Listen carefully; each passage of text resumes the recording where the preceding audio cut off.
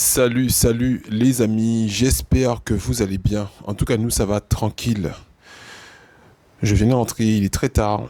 Je vais essayer de gérer mes émotions pour ne pas dire de bêtises, hein, parce que on est sur une plateforme qui a des règles, YouTube.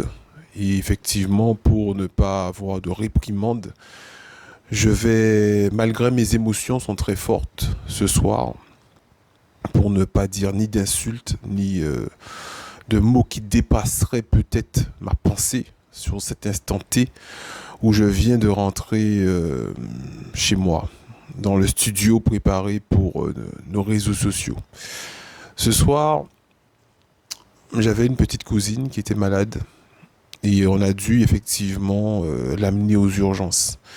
Et c'est la première fois que je vais dans cette urgence pédiatrique pour les enfants. Vous saviez qu'avant c'était au CHU et là ils ont fait effectivement des nouveaux urgences au niveau des abîmes, nouveaux bâtiments. Mais vous savez, avec les médias, on est sur le terrain, on discute avec les personnes qui sont en difficulté, les soignants suspendus, qui nous expliquent leurs problèmes. Et les responsables syndicaux qui parlent effectivement de désert médical. Et au niveau de l'information, on voit que beaucoup de personnes qui arrivent effectivement à faire passer des informations au niveau médiatique avec les grands médias. On a vu effectivement l'actuel directeur du centre hospitalier dire sur les ondes de télé, grandes télé françaises, qu'il n'y a pas de problème, tout est géré au niveau de la problème, tout va bien. Et c'est quand vous êtes sur le terrain, vous êtes sur plusieurs terrains, on nous dit, oui, mais enfin, on me dit, moi surtout, que en tant que journaliste, je ne devrais pas donner d'avis. Je ne devrais pas donner d'avis, je devrais effectivement juste prendre les informations des gens. Sachez une chose, j'ai beaucoup de respect pour les journalistes. Je ne suis pas journaliste. Je suis une personne engagée depuis très longtemps avec une association déjà sportive qui s'appelle toujours, qui existe toujours, Club Sport et Santé, où déjà je luttais contre la sédentarité. Je donnais des cours de sport en tant que coach gratuitement à Saint-François depuis 2010. Je donnais des cours gratuits tous les mercredis et les samedis. Donc quelqu'un d'engagé contre l'obésité, contre la sédentarité, puis contre la misère depuis 2017 et depuis 2021 à fond avec effectivement les soignants suspendus. Et au fur et à mesure, on regarde les informations, on est sur le terrain, on regarde. Ce soir, pour venir au fait, parce qu'il est tard aussi, je suis fatigué, et quand je suis fatigué, je parle beaucoup. Donc je vais essayer d'être clair et concis. Mais comme je vous dis, sans que mes mots dépassent ma pensée, parce que sur le coup, il y a beaucoup de mots qui sont venus dans ma tête, d'énervement, de colère. Vous comprenez effectivement la colère qu'on peut avoir quand on arrive dans un hôpital pour enfants en bas âge, jusqu'à 12 ans, il me semble, de 3 mois à 12 ans. Et on voit que dans ce nouvel hôpital, ben, il n'y a pas suffisamment de soignants qui fait effectivement partie de ce qu'on appelle le désert médical. Et on nous a dit qu'il y a au moins 10 heures d'attente. 10 heures d'attente pour soigner un enfant de 3 ans qui est effectivement très malade, je ne vais pas vous dire, mais qui était dans une urgence. Dans une urgence, c'était pas, voilà, c'était vraiment une urgence. Mais quand tu rentres à l'intérieur, toutes les personnes qui étaient à l'intérieur étaient aussi dans des formes d'urgence. On était aux urgences. Et force à eux, justement, force à eux qui étaient déjà là depuis très longtemps et qui sont restés, qui maintenant, je pense qu'ils y sont encore, parce que là, il doit être aux alentours des minuit à peu près. On est arrivé vers 21 heures, un peu avant 21 heures quand même. Et ils étaient déjà là, ils étaient déjà fatigués, mais quand tu as un enfant qui est malade, c'est plus que toi-même que tu peux dire que voilà, tu regardes la santé de ton enfant en premier, en priorité. Il n'y a pas suffisamment de médecins en Guadeloupe au niveau des hôpitaux qui travaillent. Pourquoi? Parce qu'il y a beaucoup de soignants qui sont suspendus. Suspendus pourquoi? Parce qu'ils ont refusé de prendre une injection qu'ils jugeaient effectivement négatif, nocif pour leur santé. La plus grande chose qui m'a surprise quand je suis arrivé dans cet hôpital, c'était bien sûr de voir que on est dans un hôpital où, quand on entend, parce que c'est vrai que je ne monte pas du tout au CHU, depuis qu'on m'avait déjà fait honte en me disant que je ne suis pas une presse, on ne m'autorisait pas à rentrer, vous vous rappelez, à l'époque où, en fin d'année 2021, où il y avait un peu les échauffourées avec l'ancien directeur du CHU. Donc du coup, sauf si je suis malade, j'y vais, mais sinon, j'y vais pas du tout. Et quand tu rentres dans cet hôpital et tu te rends compte que on ne veut pas que les soignants puissent travailler parce qu'ils ne sont pas vaccinés. Et on nous disait de mettre le masque pour nous protéger, de prendre un vaccin pour nous protéger. Mais les amis, comment vous voulez que je ne puisse pas dire ce que je pense? Comment voulez-vous que je ne dise pas ce que je pense quand on fait un constat comme ça sur le terrain? Ce serait hypocrite de ma part. Je ne suis pas un hypocrite. Quand vous arrivez dans un hôpital, personne n'a des masques. Personne n'a de masque. Grand comme enfant, comme médecin, personne n'a de masque. Alors que vous nous disiez que c'est ça qui... Si vous persistez à dire que le vaccin sauve dans vos hôpitaux, les gens devraient être tous masqués, tous avoir des distanciations. Les gens devraient, comme à l'époque, là, vous aviez effectivement des places avec ne vous asseyez pas à cet endroit-là parce qu'il faut laisser 2 ou 3 places entre chaque personne. Toutes ces distanciations, vous auriez dû les conserver pour... si vous conservez, bien sûr, je ne dis pas que... Mais si on peut dire que maintenant le corps s'est adapté, d'après ce que les scientifiques disent, hein, parce que le président de la France nous a dit qu'il regarde des rapports scientifique. Et ce qui veut dire que scientifiquement, le corps s'est adapté. Il a créé plus d'anticorps pour lutter contre ce Covid. Ça, on le comprend. Mais si c'est ça, pourquoi obligez-vous encore, après 2 ans, et on va bientôt sur la 3e année, parce que le Covid a été déclenché comme étant état de crise depuis le mars 2020. On est bientôt, dans 3 mois, on sera déjà à 3 ans. 3 ans après, oui, le corps a créé plus de défense immunitaire. Pourquoi laisser ces soignants sans salaire sur des parkings du CHU un peu partout en Guadeloupe? CHU, CHUG, Martinique, partout, il y a des personnes qui sont suspendues. Et de notre côté, parce qu'ils sont en lutte, c'est vrai, ils sont en résistance, vous allez dire que c'est leur choix, mais c'est aussi votre choix maintenant.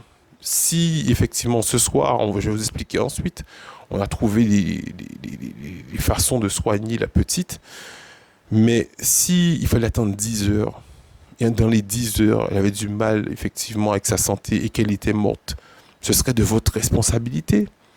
Parce que ces personnes, les médecins, les docteurs qui viennent pour soigner, qui sont formés pour soigner, ben c'est à cause de vous si les gens ne travaillent pas. C'est à cause de vous que ça dure 10 heures. Parce que s'il y a moins de personnes qui travaillent, ben bien évidemment, ceux qui sont là, ils risquent des fois des burn-out aussi. Parce qu'ils sont en sous-effectif, ils sont obligés de faire des heures sup. Et vous savez très bien que faire des heures sup, ça vous rend à un moment donné inefficace. Ou du moins beaucoup moins efficace. Parce que vous n'avez pas le temps de récupérer. Vous n'avez pas le temps de voir votre famille. Donc du coup, vous venez au travail, mais il y a une baisse de motivation de travailler. Et donc c'est pour ça qu'il y a toutes ces choses qui passaient dans ma tête. Et en tant que média, bien oui, parce que je suis en train de développer ce média. Et comme vous le voyez, je vous ai dit, je ne suis pas journaliste. J'ai même choisi une formation en audiovisuel, mais dans montage vidéo. J'aurais pu faire une formation de journaliste. Rien n'est impossible. Il n'est jamais trop tard. J'aurais pu rentrer dans cette branche. Mais ça ne m'intéresse pas d'avoir quelqu'un dans une société, un rédacteur en chef, quelqu'un qui me dise non, traite ce sujet-là, traite-le. Non, je veux garder mon indépendance. Je veux garder mon indépendance et ma liberté d'expression, comme je vous dis, même si beaucoup de choses me passent à la tête, mais je veux savoir me contrôler ce que je dis parce que je veux rester sur cette plateforme et je respecte Je respecte les règles de YouTube de façon à ce que vous puissiez pas m'empêcher de parler. Et moi, en tout cas, ça m'a beaucoup affecté ce soir. Ça m'a beaucoup, beaucoup affecté de voir que 10 heures d'attente minimum. Et vous savez, c'est comme dans tout, hein. Quand on vous dit, attendez, le repas sera prêt dans une demi-heure dans un restaurant, attendez-vous à manger dans 45 minutes ou 1 heure, hein. On se comprend. Ce qui veut dire que si on nous dit 10 heures d'attente, quand la dame m'a dit ça, je lui ai dit, ça veut dire qu'on passera à l'aube. Elle m'a dit, bien après l'aube. Ce qui veut dire que, très certainement, on serait passé peut-être vers même 10 heures du matin. Et du coup, on n'est pas resté. Donc, on a regardé effectivement les médicaments qui sont, que la petite prenait et tout. On est allé dans une pharmacie, on a dû téléphoner. Merci aussi à cette pharmacie de l'aéroport, qui était la seule pharmacie qui était ouverte à cette heure-là, et qui était en train de fermer en appelant, effectivement. Ils nous ont dit, on ferme là, mais si vous arrivez dans la demi-heure là, on va faire un effort à vous donner les médicaments. Merci à eux que maintenant je vous fais ce message, on est au calme. Voilà, je sais que tout va bien. Donc pour la santé de nos proches. Donc maintenant on peut effectivement vous faire cette communication. Mais comme je vous dis, je pense aux autres personnes qui sont encore là ce soir. Aux autres personnes qui sont fatiguées, qui vont rester 12, 13, 14 heures d'attente. Pourquoi ? Parce qu'on a des responsables politiques qui sont dans une forme d'arrogance en se disant que j'ai pris cette décision, j'irai jusqu'au bout de cette restriction. Messieurs, je vous demande de revoir votre copie. Revoyez votre copie. Pensez à ces personnes. Je sais que il y a toujours un combat politique qui se fait entre les syndicats et les politiques. Et tout ça, il y a toujours une petite guéguerre qui se fait entre ces deux partis. Mais pensez aux personnes déjà qui ont besoin des soignants. On a un docteur, effectivement, cardiologue, docteur Mouna Hydreville. On connaît en Guadeloupe, il doit y avoir 4 ou 5 cardiologue. Comment peut-on se passer? Comment avez-vous pu mettre un médecin cardiologue alors qu'on est 400 000 habitants? Vous imaginez? Ça veut dire qu'il y a un cardiologue pour 100 000 habitants et vous l'avez quand même suspendu. Et revoyez votre copie. Donc là, vous voyez, je suis hyper fatigué.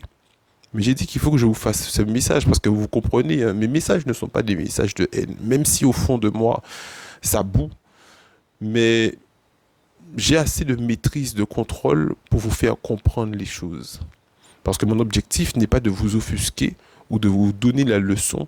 Mon objectif est de vous faire comprendre et de faire en sorte que ces personnes qui sont sans travail, sans salaire depuis plus d'1 an, et de notre partie, la population qui est malade, souffrante et qui subit ces injustices par rapport à votre politique.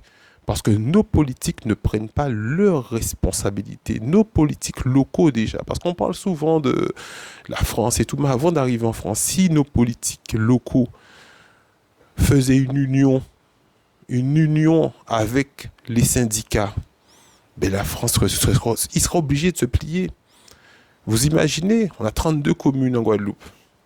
On a un président de région, un président de département, 3 sénateurs, avec 4 députés.